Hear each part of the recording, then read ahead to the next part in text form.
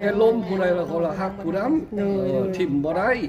ก็เลยสงสารจังซี่แนวใดนี่ก็ล้มให้ฟังน่ะเรื่องอันนี้ชีวิตค่อยลงมาตามหาคู่ขอบ่แม่นมาหาเรื่องหาราวผู้ใดได้ก่อนขอก็เอาผู้นั้นโชคร้ายมาถึก2เดี๋ยวนี้สาวมินตานี่ก็ซ้ำว่าเซาแล้ว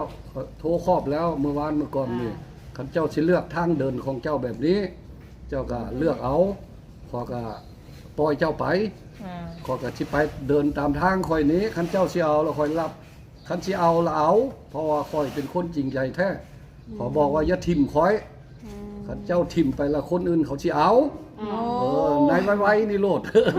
แม่นอีหลีบาดนี้โทษ สบายดีสวัสดีเด้อพี่น้องเมื่อสุขสุขคนเนาะว่าจะเป็นทางภายในหรือว่าต่างประเทศการยินดีต้อนรับเข้าสู่ทางส่องสแกนบ้านเราคือเก่าเนาะวันนี้พบพ่อกับพี่น้องอยู่ห่มม่วง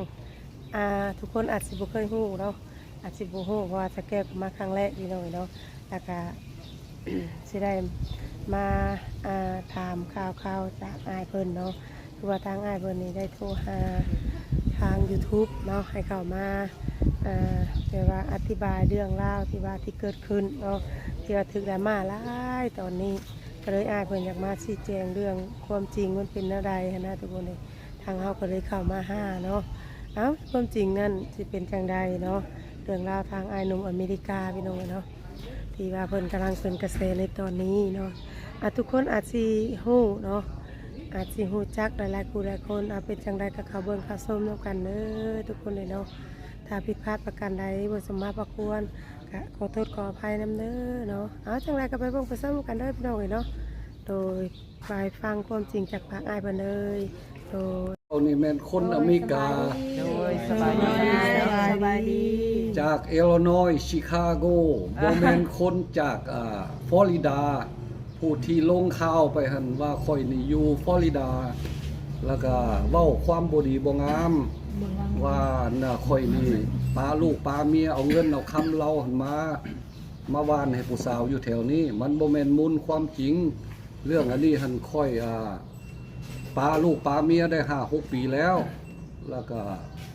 เลยเป็นเรื่องเป็นราวที่เว้ากันมาล่ะว่าข่อยคนบ่ดีเฮ็ดแนวนี้แนวนั้นแต่ว่าข่อยมาด้วยความถูกต้องเขาบ่แม่นมาหาเรื่องแล้วก็ซุมเจ้าเว้าไปหลายๆนี่มันเป็นกระแสไปเดี๋ยวนี้ข่อยอยากมาให้ความเว้าเบิดทุกคนเนี่ยเข้าใจเศร้าเว้าเรื่องนี้มันบ่มีความจริงข่อยเป็นคนอิลลินอยส์ชิคาโกบ่แม่นคนฟลอริดาคือเขาเว้าหั่นแหละแม่นคนฟลอริดามันเป็นกระแสมาแล้วข่อยได้ยินข่าวแล้วข่อยอดบ่ได้ข่อยจึงคอยออกเรื่องนี้มาแล้วก็มาสั่งสอนพวกที่คอมเมนต์ความบ่ถูกนี่แหละบ่แม่นว่าความบ่มีอย่าสุไปหาเว้าให้คนมันบ่มีความจริงมันอาจสิเป็นเว้นเป็นกรรมแก่เจ้าให้เฮียนไว้เรื่องคอมเมนต์คนนี่น่ะมันมีความจริงจังค่อยเว้าบ่มีความจริงบ่ต้องเว้ามานี่เว้าให้ฟังเป็นเรื่องความจริงค่อยมาในนามคนดีเขาบ่ได้มันหาเรื่องหาราวและความเว้านี่มันเป็นความที่บ่ถูกต้องบ่ดีบ่งามที่สุดว่าค่อยเอาเงินเอาเมียเอาคำมาทิ่มเขาแล้วเอาเงินเอาคำมาจ่ายแบบนี้มันบ่เป็นความจริงเงินค่อยเขาก็มีเองเมียกับปากันเขาก็มีส่วนเขาแต่ว่าลูกเมียเขาก็จิตใจแนวนึงอันนั้นก็แนวนึงเราก็เป็นจิตใจแนวนึงแต่ว่านี่หันจุดใหญ่มันหั่นละว่าค่อยเป็นคนฟลอริดาแล้วก็เอาเงินเอาลูกเอาเมียมาแล้วก็มาวานอยู่แถวหมู่นี้มันเป็นความบ่ดีบ่งามแล้วอยากให้เบิดทุกคนเข้าใจผู้ใดสิออกซ่องต่อๆไปคั่นก็ให้เข้าใจเพราะมันเป็นความบ่ดีบ่งามอยากให้เศร้าเว้าเรื่องนี้แล้วมันหักสิมีดอกผู้สิซอยกันต่อๆไปหั่นเดี๋ยวนี้เขาก็กำลังเว้ากันหลายอยู่ผู้ดีเขาก็ให้กันอยู่ก็เกิดเป็นกระแสมาเดี๋ยวนี้ล่ะบ่อยากให้เป็นต่อไปจังขอเอาซุ่มน้องๆนี่มาหลายซ่องนี่มาแก้คืนกับวังแล้วนี่ล่ะแก้ไปแล้วเรื่องอันน่ะเว้าให้อันน่ะน้องมินตาหั่นก็เว้าไปแล้วระวังปากเด้อเบิดสุคนนั่นเฮ็ดเว้าความบ่ดีเขาก็ยอมเบิดแล้วเดี๋ยวนี้ซุ่มนั่นบ่กล้าเว้าความบ่ดีแล้วมีแต่ย่องยอสรเสริญมีแต่มาเรื่องโตทั้งเดี๋ยวนี้มาเรื่องทางเมียก็บ่แม่นดอกเขา เขาว่า ปั้นคันเอง เขาปั้นกระแส แต่ว่าเมียนี่เว้าอยู่เพราะว่าเราเป็นคนแบบนั้นแล้วบ่เว้าให้เราจนเราสิเครียดให้ข่อย แต่ว่าเราก็ว่าดี เรื่องจิตใจเราเราก็เว้าธรรมดาจิตใจป้าโดนแล้ว ยังหักเพิ่นอยู่คือเก่าแหละเอาเป็นคนนั่น อืม แต่ว่าก็ถิ่มบ่ได้แต่ว่าจิตใจเขาลังเทื่อเขาใจบ่ดีมากเขาก็เว้า โอ้ แต่ว่ามันบ่มีมูลความจริงหยังออกมาดอก มันเรื่องธรรมดาไปซื่อ อืม ๆแล้วก็ เมียขอโทษ เจ้าอย่าหาเรื่องเว้าหลายขอโทษเจ้าเขาก็เว้าน้อยๆนึงดอกเรื่องมันเป็นมาบ่ได้เว้าจิบหายหยัง อืม เจ้าก็จะสู้ไปเข้าใจผิดหลาย มันบ่แม่นความบ่ดีบ่งามที่เว้ามา อ๋อ แล้วก็เว้าให้เราฟังแล้ว ให้ลูกสาวฟังแล้ว ให้ไปเว้าสู่ฟังอยู่อย่าบ่ควรสิเว้าเรื่องบ่เว้า อืม เพราะว่าเราเป็นคนแนวนั้น แต่ว่าบ่เว้าความบ่ดีให้เราดอกเราดีเบิด อืมอืม หักแพงเราคือเก่าเราบ่ทิ่มคือเก่าหั่นละแล้วก็เรื่องนี้ก็จุดมันก็จังซี่ล่ะ อยากให้เศร้าเว้าเรื่องนี้ขอยบ่ได้เอาเงินเอาคำลูกเมียมาวานถิ่มเดี๋ยวนี้ขอยปามา 4-5 ปีแล้ว เออ ทงไผทงมันเฮือนไผเฮือนมันอยู่แล้ว แล้วก็ผู้เอาออกมาเว้านี่มันแบบว่าความบ่ดีบ่งาม เออ บ่ฮู้ฮอดที่อยู่ข่อยอยู่ใส่ก็เว้าไป เออ แล้วก็เว้าไปความบ่ดีนี่แหละสำคัญที่สุดแล้วเรื่องนี้น่ะ เออ เพราะว่าเฮาลงมาเฮาคนอเมริกาบ่แม่นข่อยสิมาหาเรื่องหาราวแม่นอยู่บางคนก็มาถึกหลอกถึกลวงแนวนี้แนวนั้นล่ะแต่ว่าข่อยก็มาในนามถูกต้องเดี๋ยวนี้มันบ่ถูกต้องอันนั้นความเว้าอะแต่ว่าเรื่องจิตใจของข่อยอยาก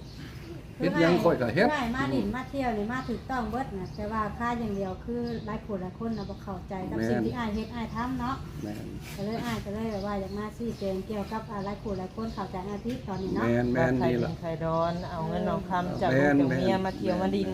ประมาณนี้ ที่จริงนะเงินที่อ้ายเพิ่นใช้เพิ่นจ่ายกับเงินเป็นแบบว่าหาด้วยน้ำพักน้ำแรงของอ้ายเพิ่น แม่ เนาะ นแม่นแม่น โอ้ อันเรื่องลูกเรื่องเมียมันแบ่งปันกันเบิดแล้ว คนอเมริกาเขามีหยังเขาก็ขายแบ่งเครื่องกันเบิดละ เออ แต่ว่ามาเว้าแบบนี้ มันก็จิบหายเนาะว่าเสียหายนักแล้ว มันบ่แม่นเลยละบ่ได้เอาเงินเมียมาทะร้อยบ่ได้ แต่ว่า แม่ เขา น แบ่ง แม่ ปัน น กันแล้ว แม่นเรียบร้อยเบิดแล้ว เรื่องนั้นถูกต้องตามกฎหมายแล้วค่อยลงมานี่เขาก็มีหนังสือมีนี่มีนั่นเบิด อ่า ก่อนสิมาแต่งงานได้ก็ต้องถูกต้องคันบ่ถูกต้องเขาก็ไหม อืม คอยไปเอาสารเอาหนังสือมาเรียบร้อยแล้วเขาเป็นคนถูกต้อง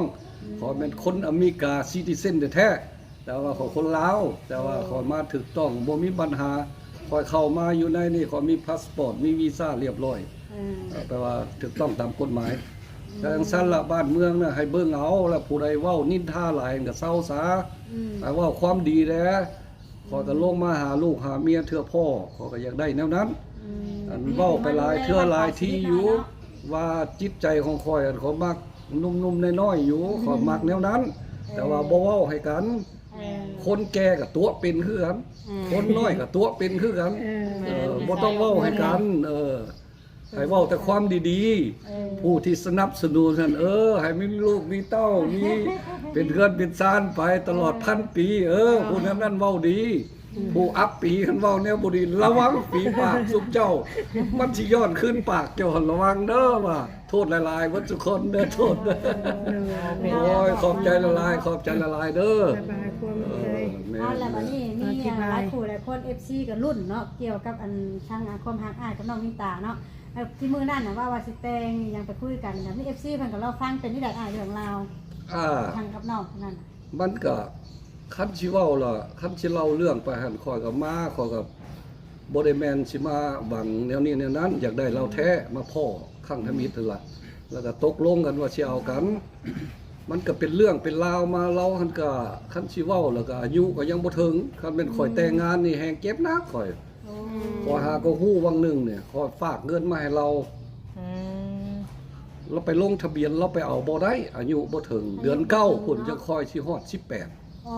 คันแม่นคอยเอาเราแต่ปีกายเนี่ยแม่นคอยเซ็ตนักเป็นเรื่อง แต่ก่อนสาวสมบัติเนี่ย เอาคนบ่ถึง มัน เสีย ไก่ เลย แล้วนี่ค่าเฮาพ่อแม่เขายื่นย่อมมันก็บ่เป็นหยังนะ บ่ได้ไดบ่ได้กฎหมายของอเมริกาบ่ได้ได ที่กาที่บ้านเฮา บ่ได้ได คิดว่าข้าวอ ถึง ยู่ พ่อ บ้าน แม่ เฮา ที่ นี่ ยินยอมกับตามหรือกฎหมาย กฎหมายอเมริกาบ่ได้ อายุแล้วอายุแล้วมีแต่16ปี เอาบ่ได้เอาลุดลงมา18แล้วเจ้าถึกจับหรอก พอ18ขึ้นเมื่อน่ะโอเค โอเคบ่เป็นหยังอันนั้น ตัดชาติเป็นลาวนี่แม่นเท็จจริงบ่ซะ กาพามึงเล่าก็มันแม่น แต่อยู่นี่ก็ยากคือกันคันเจ้าบ่ฮอดเด้อขอยเป็นเรื่องมาแล้วเด้เขาก็กวดเบิ่งเบิด เขากวดเบิ่งพาสปอร์ตเจ้าคนใส่มาแต่ใส่เขาก็นับถืออเมริกาคอยเป็นคนอเมริกาคันถ้าหากคอยเริ่มล่มเจ็บตายไปนี่เขาต้องอยากฮู้ว่าคอยนี่อยู่ใส่เพราะว่าเขาบ่ทิ่มกัน คนอเมริกาเขาต้องสืบว่าคอยอยู่บ้านใดในราว3เดือนหรือปีหนึงให้มารายงานอยู่ตลอด เขาอยากฮู้ว่าคอยนี่อยู่ใส่ แต่วันนี้กับเขาคือสิฮู้ได้หลับเลยเพราะว่าอ้ายก็ออกทาง YouTube กับ YouTube มันก็ไปทั่วโลกอยู่แล้ว แม่นแล้วแม่นแล้ว คือสิฮู้ได้หลับว่าอ้ายอยู่ไสนะ แม่นละอันนั้นน่ะฮู้อยู่อันคนผู้ที่มันบ่ฮู้หั่น โอ้อยู่ สำคัญตัว โอ้ นี้ แต่ นะ ว่าเขาต้องไปรายงานตัวเด้ ก็เดี๋ยวรายงานตลอดแล้วต้องไปรายงานเลยไปรายงานองค์การของคนเจ้าเมืองอยู่อันเซโนนี่แหละไปอเมริกามาเท่าใดเขาก็บอกมาเสนอบ่มีพิษบ่มีหยังหนอไม่ต้องมาบอกรายงานเพราะว่าสิเสนอองค์การของเขา คนอเมริกาเขาอยากฮู้ว่าไปอยู่ไสนอนอยู่ไสลางเทื่อเกิดเจ็บตายมาเขาก็อยากฮู้บาลานแล้วเรื่องสาวปินตาเนี่ยเขาลงมาเขาก็ว่าสิมาเอาเราข้างทมิตรล่ะแล้วก็เกิดเรื่องบางงองบางแงงข่อยฮู้แต่น้อยหนึงเขาก็เลยบ่เข้าเรื่องกันล้มกันก็บ่เข้า แล้วอ้ายฮู้ว่าสว่าที่ว่าเราบ่มักเพศชายเรามักเพศเดียว ยังว่าอันนี้ยังล้มไปสุดท้ายอยู่ เนาะสร้างว่าสิสอนอะไร ถ้าเรามักเพศเดียวกันนี่เราบ่ อันยังว่าอันนี้เรื่องสุดท้ายตัวนี้น่ะอันเรื่องทมิตรนี่ข่อยมาพ่อเราขอยก็บ่ฮู้เรื่องไผละจักไผสิเป็นหยังขอยก็บ่ฮู้แล้วจักไผเป็นไผละฮู้แต่เรามาเป็นคนที่5ที่เสนอไปครั้งแล้วหั่นมาพบเราแล้วก็เอาบ่เอาแต่งงานบ่เอาเท่าใดสินสอดอันนี้เท่าใดก็เอาก็ขอยก็ตกลงเบิดบาดแล้วข่อยว่าสิมาแต่งงานบาดนี้น่ะเงินเอามาหน่อยมันบ่พอก็เมื่อเอาเงินไหมบาดนี้มาใหม่แล้วก็ฮู้เรื่องน้อยนึงเว้าบ่เข้ากันเราก็ว่าบ่เอาเนาะว่าซั่นก็เลยแยกไปหาคนอื่นแล้วก็เจอไปก็มาเจอสมหวังนี้บาดนี้เจอสมหวังแล้วก็เอากันก็เป็นเรื่องไปเพราะว่ามื้อเดียวเอารถมันก็บ่ถูกต้องผู้ใหญ่ก็เว้าหลายคนอยู่ต้องเบิ่งก่อนบ่แม่นสิเอาบาทเดียวผู้สาวก็หลายคนห้ามอยู่ว่าอ้ายเอ้ยขอยขอเจ้าในราวเดือน2เดือนนี่ก็ให้โอกาสข่อยแด้บ่แม่นสิเอาบาทเดียวเห็นบ่เจ้าเอาสาวสมหวังนี่มื้อเดียวเอาโลดเป็นเรื่องนักอ้ายเอ้ยเดี๋ยวนี้น่ะเขาผู้สาวที่ยังล้มกันอยู่หั่นเขาก็เว้าให้ฟังอยู่ มันนี่เป็นได้สารหลังจากที่ว่าตัดสินใจของท่านน้องมิตาแล้วเป็นได้ตั้งตอนนี้มีผู้ใหม่บ่หรือว่าใดๆ เดี๋ยวนี้หั่นค่อยล้มผู้ใดก็ยาค่อยต้องเลือกไว้ข้างหน้าคันถ้าหากข่อยบ่ได้ผู้นี้ข่อยต้องนำไปหาผู้นั้นมันแปลงซัดมี ในใจเรา อยู่ในใจข่อยมี 3-4 คนแล้วในข้างหน้านี่ล้มกันเรียบร้อยแล้วเอาอ้ายเบิดแต่ว่าให้อ้ายแล้วเรื่องผู้นี้ก่อน อาจจะเริ่มแต่ละคนก่อน ให้ผู้นี้แล้วไปแล้วจะคอยสิต่อไปผู้ใหม่คันผู้ใหม่บ่ได้ขอยก็เอาผู้นั้นต่อไปเลี้ยงแถวไว้แล้ว 3-4 คนแล้วคอยหัวอยู่ดิเว้าแล้วก็ว่าคอยเว้าเล่นมันบ่แม่นเว้าเล่นล่ะ แต่ว่าพุทธปิฎมันสมหวังหรือว่าเป็นไปได้กะ แล้ว แล้วเลยเนาะ แล้วเลยคอยมาบังเอาเด้บางแตงหั่นล่ะมันน่ะโชคชะตา โดยถ้ามันแกนตะ แม กัน นมันหลอกขาดบ่ได้เดี๋ยวนี้หันผู้ที่2แม่นน้องมินตาเนี่ยคันเว้าทำอิฐท่านน้องมินตาก่อนหมู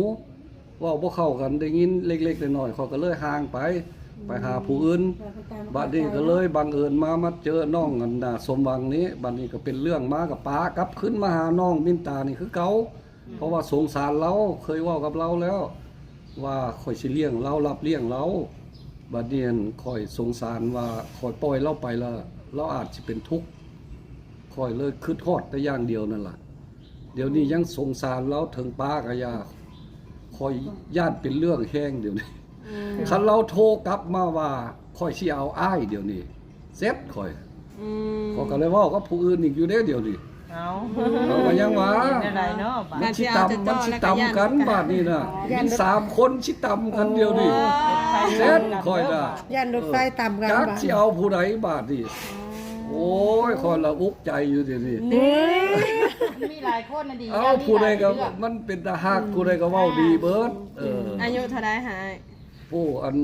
หนึ่งหัน19ผู้ที่เว้าเดี๋ยวนี้หันอยากมาอยู่นำมัน18แล้วก็น้องมินตานี้นี่บ่ฮอดซ้ำอายุ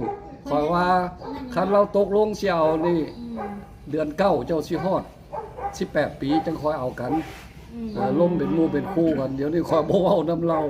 คอยมีแต่รับปากว่าคันเจ้าข้อมาคอยสิรับเจ้าอยู่บังเอิญคันเราข้อมานี่เซ็ตคอยก็ยังว่าโอ้ยตายแล้วคอยจักเสียเด้อเลยไข่บ่จักไข่บ่จักห้องแล้วความหักเนาะคอยได้ล้มผู้ใดแล้วเขาละหักผู้นั้นทิ่มบ่ได้ก็เลยสงสารจักเสียแนวใดนี่ก็ล้มให้ฟังน่ะเรื่องอันนี้ชีวิตคอยลงมาตามหาคู่ขอบ่แม่นมาหาเรื่องหาราวผู้ใดได้ก่อนขอก็เอาผู้นั้นโชคร้ายมาถึก2เดี๋ยวนี้สาวมินตานี่ก็ซ้ำว่าเซาแล้วโทรครอบแล้วเมื่อวานเมื่อก่อนนี่คันเจ้าสิเลือกทางเดินของเจ้าแบบนี้ เจ้าก็เลือกเอาขอก็ปล่อยเจ้าไปขอก็สิไปเดินตามทางค่อยนี้คันเจ้าสิเอาแล้วค่อยรับคันสิเอาละเอาเพราะว่าค่อยเป็นคนจริงใจแท้ขอบอกว่าอย่าทิ่มค่อยคันเจ้าทิ่มไปละคนอื่นเขาสิเอานายไว้นี่โลด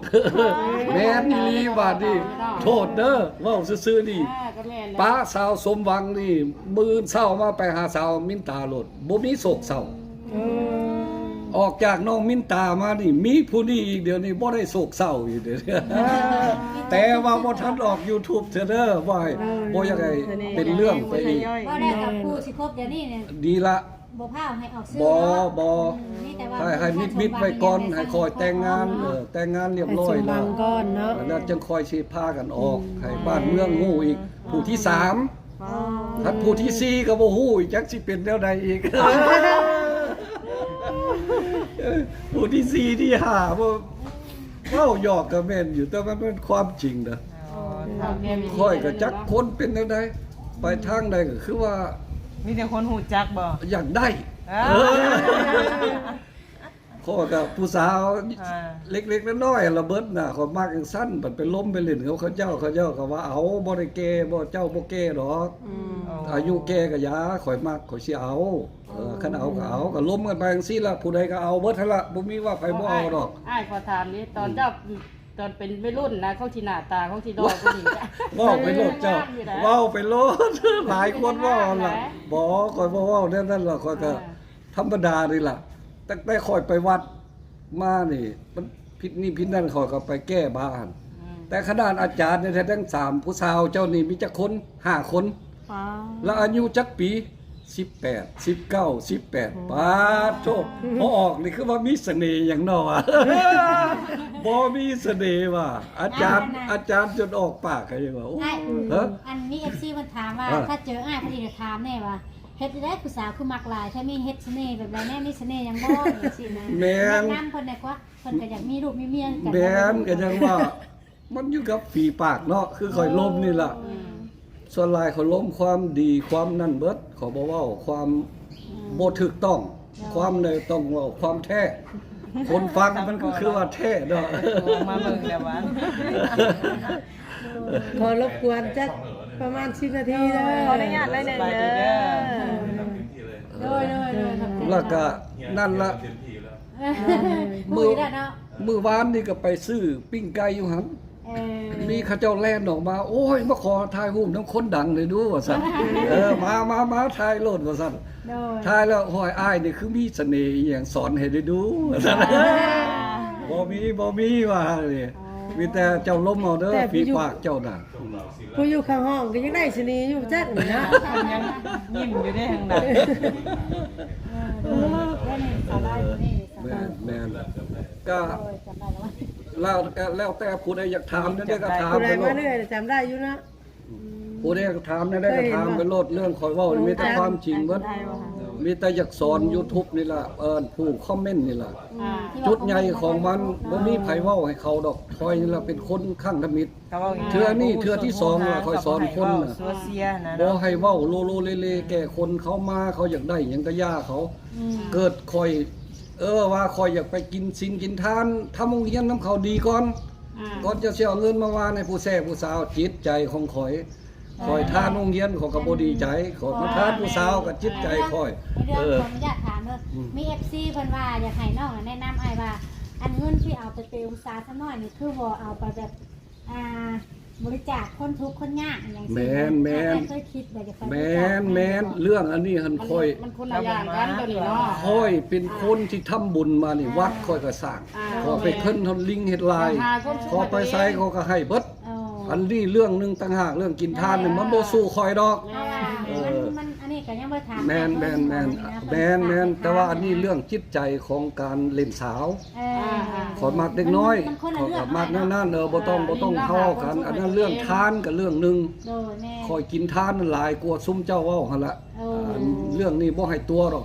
คอยมีฮอดทูปมีฮอดวัดคอยเฮ็ด เรากินทาน คอย หลาย มี แล้วเรา มา จะ โอ้ยหลายแล้วคอยยังคอยมีบุญมาเจอปานนี้ละ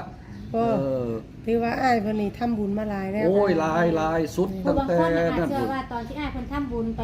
ทานเงินทานคำให้บ่ทุกข์ตกทุกข์ได้ยากเนาะบางทีก็อาจจะบ่ได้ออกคลิปเพิ่นอาจจะเห็นหน่อยเนาะ บ่คอยบ่เป็นคนที่ออกฮู้ขนาดคอยสร้างวัดอันนี้อันนั้นมาคอยเฮ็ดบ่แม่นน้อย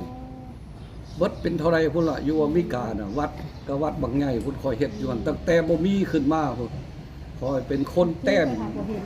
เฮ็ดนี่เฮ็ดนั่นล่ะแต่ว่าเรื่องนี้มันธรรมดาดอกจิตใจผู้บ่ฮู้ก็เว้าให้ฟังเดี๋ยวนี้คันอยากฮู้น่ะเรื่องทำบุญนำทานนั่นแต่คนธรรมดานี่ข้อยก็ยังทานไปเบิดข้อบ่ได้เว้าจิตใจของข้อยเป็นคนแนวนั้นแต่ว่าเว้าให้กันแนวนั้นบ่ถูกแต่ว่าอันเรื่องผู้แซ่ผู้สาวนี่